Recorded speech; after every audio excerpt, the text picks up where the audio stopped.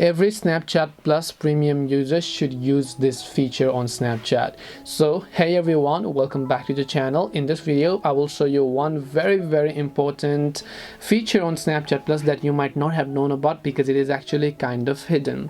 So for this, all we are going to do is first of all launch the Snapchat app. You can see this is the official app from the Play Store. If I open it up, I'm logged in, so what I need to do is tap the profile icon from the top left of the screen. Then I need to go to the Snapchat Plus section. Here you'll be able to see all these features. There are two significant features that I like over here.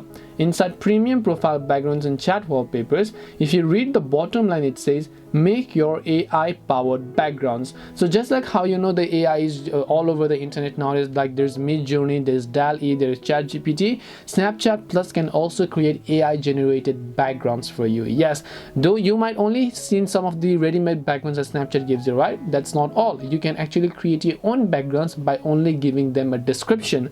So to use this, let's say I want a chat wallpaper. I'll select chat wallpaper here.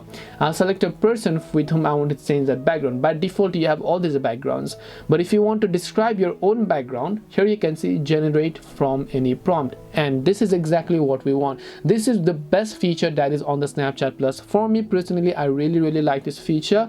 What you can do is just tap on it. When you tap on it, you'll be able to give any description to Snapchat. So you can just select dark marble texture, a fantastic scenery with planets, a colorful sunset by the sea, whatever else you want to type in. You just have to mention them a description. So let me just try with the second option, which is rose seamless pattern. If I select that, automatically Snapchat's AI is going to generate all the AI generated image for you. And this is really underrated feature that Snapchat Plus implemented them, because for this sometimes you just have to get a separate subscription from Midjourney, Discord servers or whatever else, while Snapchat Plus is actually providing within their own app inside of Snapchat Plus.